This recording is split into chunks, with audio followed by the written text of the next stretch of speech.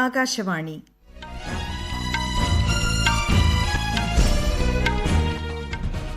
നമസ്കാരം. വാർത്തകൾ വായിക്കുന്നത് ദേവിപ്രിയ.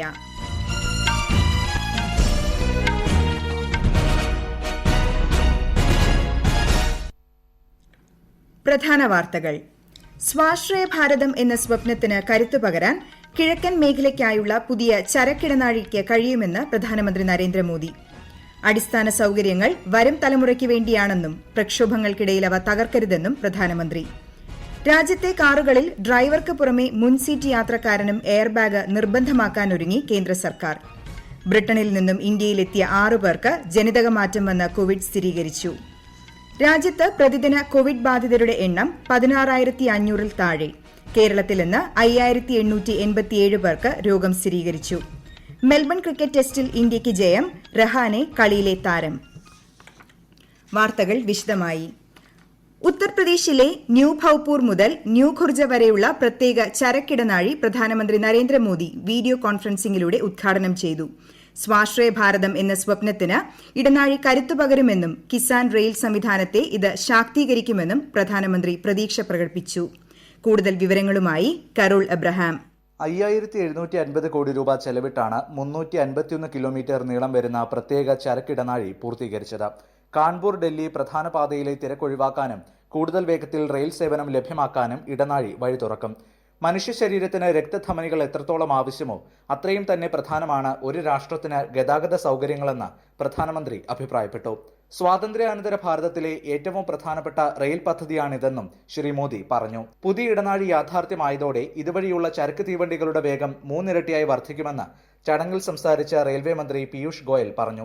ഭാവിയിൽ ഈ മേഖലയിൽ പുതിയ വികസനത്തിന് ഇടനാഴി വഴി തുറക്കുമെന്ന് അദ്ദേഹം ചൂണ്ടിക്കാട്ടി. ഉത്തർപ്രദേശിലെ നിരവധി കർഷകർക്കും വ്യവസായ സംരംഭങ്ങൾക്കും പുതിയ ഇടനാഴിയുടെ പ്രയോജനം ലഭിക്കും. കാർഷിക ഉൽപ്പന്നങ്ങൾ കൂടുതൽ വേഗത്തിൽ രാജ്യത്തിന്റെ മറ്റ് ഭാഗങ്ങളിൽ എത്തിക്കാനും കയറ്റുമതി വർദ്ധിപ്പിക്കാനും പുതിയ ഇടനാഴിയിലൂടെ സാധിക്കും. News desk Akashvani. അടിസ്ഥാന സൌകര്യങ്ങൾ ഭാവി തലമുറയ്ക്കുള്ള സമ്മാനമാണെന്നും പ്രക്ഷോഭങ്ങൾക്കിടയിൽ അവ തകർക്കാൻ ശ്രമിക്കരുതെന്നും പ്രധാനമന്ത്രി നരേന്ദ്രമോദി അഭ്യർത്ഥിച്ചു. അടിസ്ഥാന സൌകര്യങ്ങൾക്ക് മേൽ നടത്തുന്ന ആക്രമണം രാജ്യത്തെ ഓരോ പൌരന് നേരെയുള്ള ആക്രമണമാണ്. പ്രതിഷേധിക്കാനുള്ള ജനാധിപത്യപരമായ അവകാശം വിനിയോഗിക്കുമ്പോൾ ഇക്കാര്യം ഓർക്കണം. അടിസ്ഥാന സൌകര്യ വികസനം എന്നത് രാഷ്ട്രീയപരമായ ഒന്നല്ല. അത് വരും തലമുറയ്ക്ക് വേണ്ടിയാണ്. അത് ഈ രാജ്യത്തെ മുഴുവൻ ജനങ്ങൾക്ക് വേണ്ടിയാണെന്നും ശ്രീ മോദി പറഞ്ഞു. ഗുജറാത്തിലെ രാജ്കോട്ടിൽ സ്ഥാപിക്കാൻ ഉദ്ദേശിക്കുന്ന all India institute of medical സയൻസസിന്റെ ശിലാസ്ഥാപനം പ്രധാനമന്ത്രി നരേന്ദ്രമോദി വ്യാഴാഴ്ച രാവിലെ നിർവഹിക്കും. 201 ഏക്കറിൽ പണിയുന്ന രാജ്കോട്ട് എയിംസ് 2022 മധ്യത്തോടെ പൂർത്തീകരിക്കാനാകുമെന്നാണ് പ്രതീക്ഷിക്കുന്നത്. 750 കിടക്കകളുള്ള ആശുപത്രിയിൽ 30 കിടക്കകളുള്ള ആയുഷ് ബ്ലോക്കും ഉണ്ടാകും. 125 MBBS 60 നഴ്സിംഗ് വിദ്യാർത്ഥികൾക്കും പഠിക്കാനുള്ള സൌകര്യവും ഇവിടെ ലഭ്യമാക്കും. യാത്രക്കാരുടെ സുരക്ഷ വർദ്ധിപ്പിക്കുന്നതിനുള്ള നടപടികളുടെ ഭാഗമായി വാഹനത്തിന്റെ മുൻസീറ്റിൽ ഡ്രൈവറുടെ സമീപത്തായിരിക്കുന്ന യാത്രക്കാർക്ക് എയർബാഗ് നിർബന്ധമാക്കണമെന്ന് കേന്ദ്ര സർക്കാർ നിർദ്ദേശിച്ചു.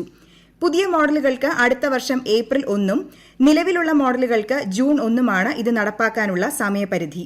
ഉപരിതല ഗതാഗത ദേശീയപാത മന്ത്രാലയം കരട് വിജ്ഞാപനം വെബ്സൈറ്റിൽ നൽകിയിട്ടുണ്ട്.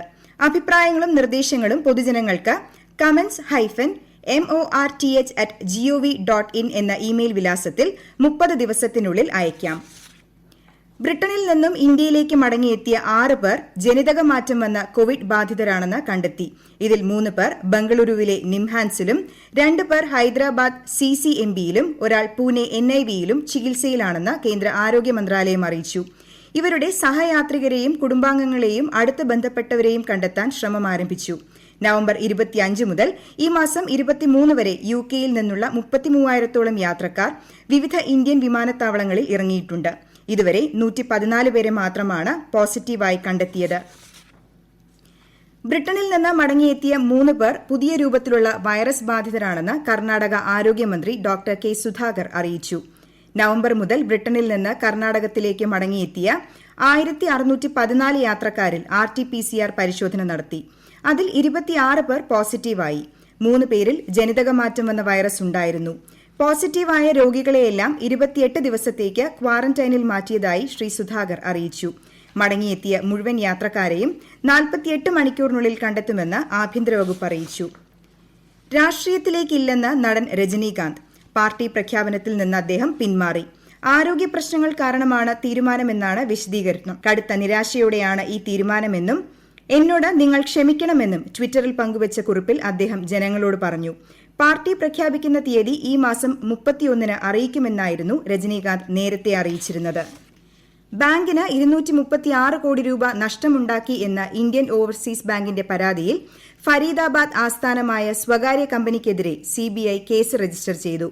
ബാങ്ക് വായ്പകൾ കൃത്യമായി ഉപയോഗിക്കാതെയും വ്യാജരേഖകൾ സമർപ്പിച്ചും ബാങ്കിനെ വഞ്ചിച്ചുവെന്നാണ് കേസ്. ഇതുമായി ബന്ധപ്പെട്ട് 14 ഇടങ്ങളിൽ തെരച്ചിൽ നടത്തിയതായും നിരവധി രേഖകൾ കണ്ടെത്തിയതായും CBI അറിയിച്ചു. ഈ വാർത്തകൾ ആകാശവാണിയിൽ നിന്ന്. കൊറോണ ആശങ്കയല്ല, ജാഗ്രതയാണ് വേണ്ടത്. കേന്ദ്ര ആരോഗ്യ മന്ത്രാലയം പുറപ്പെടുവിക്കുന്ന നിർദ്ദേശങ്ങൾ. ജനങ്ങൾ കൂട്ടം കൂടുന്നത് ഒഴിവാക്കുക. ഇടയ്ക്കിടെ കൈകൾ സോപ്പും വെള്ളവും ഉപയോഗിച്ചോ സാനിറ്റൈസർ ഉപയോഗിച്ചോ വൃത്തിയാക്കുക. നിർബന്ധമായും മാസ്ക് ധരിക്കുക. പനിയോ ചുമയോ ശ്വാസതടസ്സമോ തുടരുന്ന സാഹചര്യത്തിൽ വൈദ്യസഹായം തേടുക. കൊറോണയെ സംബന്ധിച്ച വിവരങ്ങൾക്ക് ആരോഗ്യ മന്ത്രാലയത്തിന്റെ 1075-ലും ദിശയുടെ 1056-ലും ബന്ധപ്പെടാം. പൌരാണിക അറിവും ആധുനിക സാങ്കേതിക വിദ്യയും സംയോജിപ്പിച്ച് മുന്നോട്ടു പോകാൻ രാജ്യത്തെ ശാസ്ത്രജ്ഞരോടും ഗവേഷകരോടും ഉപരാഷ്ട്രപതി വെങ്കയ്യ നായിഡു ആഹ്വാനം ചെയ്തു. ഇന്ത്യയെ ആത്മനിർഭറാക്കാനുള്ള മഹത്തായ ഉത്തരവാദിത്വം രാജ്യത്തെ ശാസ്ത്ര സമൂഹത്തിനുണ്ടെന്നും അദ്ദേഹം പറഞ്ഞു. ബംഗളൂരുവിന് സമീപം ഹോസ്കോട്ടിലെ centre for research and education in science and ടെക്നോളജിയിൽ സംസാരിക്കുകയായിരുന്നു അദ്ദേഹം. ഭാവി തലമുറകൾക്കായി ശാസ്ത്ര സൌകര്യങ്ങൾ വികസിപ്പിക്കുന്ന മികച്ച പ്രവർത്തനത്തിന് രാജ്യത്തെ ശാസ്ത്രജ്ഞരെയും എഞ്ചിനീയർമാരെയും ശ്രീ വെങ്കയ്യ നായിഡു അഭിനന്ദിച്ചു. ഇന്ത്യയിലെ ഏറ്റവും ഉയരം കൂടിയ കാലാവസ്ഥാ നിരീക്ഷണ കേന്ദ്രം ലേയിൽ കേന്ദ്രമന്ത്രി ഹർഷ് വർദ്ധൻ ഉദ്ഘാടനം ചെയ്തു. സമുദ്രനിരപ്പിൽ നിന്ന് 3500 മീറ്റർ ഉയരത്തിൽ സ്ഥിതി ചെയ്യുന്ന കേന്ദ്രം ഇന്ന് പ്രവർത്തിച്ചു തുടങ്ങി. പുതിയ കേന്ദ്രഭരണ പ്രദേശമായ ലഡാക്കിന്റെ ക്ഷേമത്തിനായി ഭരണകൂടം നൽകിയ വാഗ്ദാനമാണ് ഇതിലൂടെ പൂർത്തിയായതെന്ന് കേന്ദ്രമന്ത്രി ചൂണ്ടിക്കാട്ടി. ലഡാക്കിൽ കൂടുതൽ കൃത്യതയോടെ കാലാവസ്ഥാ പ്രവചനം നടത്താൻ ഇതിലൂടെ സാധിക്കും. കോവിഡ് പ്രതിരോധ കുത്തിവയ്പുമായി ബന്ധപ്പെട്ട ഡ്രൈ റൺ 4 സംസ്ഥാനങ്ങളിൽ വിജയകരമായി പൂർത്തീകരിച്ചു. ആന്ധ്രാപ്രദേശ്, അസം, പഞ്ചാബ്, ഗുജറാത്ത് എന്നീ സംസ്ഥാനങ്ങളിലാണ് ഇന്നലെയും ഇന്നുമായി ആരോഗ്യ കുടുംബക്ഷേമ മന്ത്രാലയത്തിന്റെ നേതൃത്വത്തിൽ ഡ്രൈ റൺ സംഘടിപ്പിച്ചത്.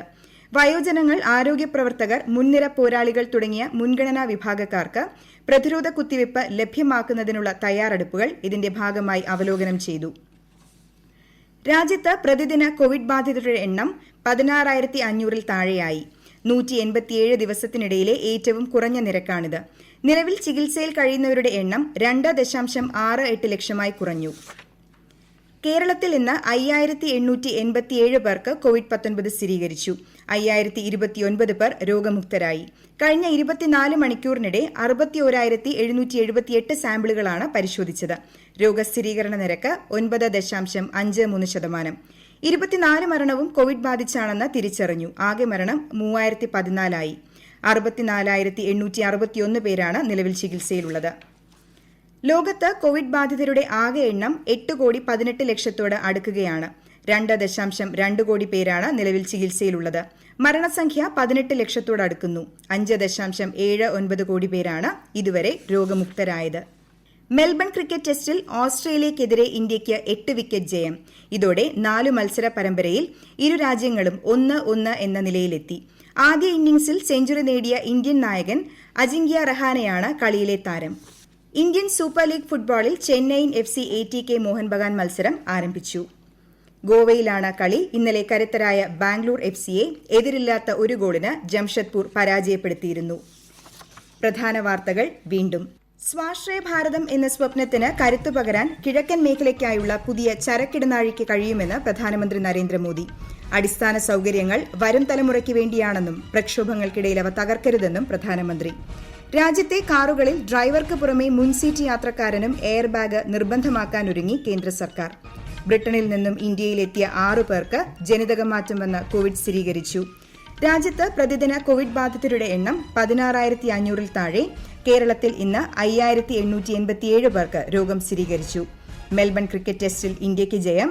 രഹാനെ കളിയിലെ താരം. വാർത്തകൾ കഴിഞ്ഞു. ആകാശവാണി വാർത്തകളും വാർത്താധിഷ്ഠിത പരിപാടികളും all India radio news Thiruvananthapuram എന്ന യൂട്യൂബ് ചാനലിൽ ലഭ്യമാണ്.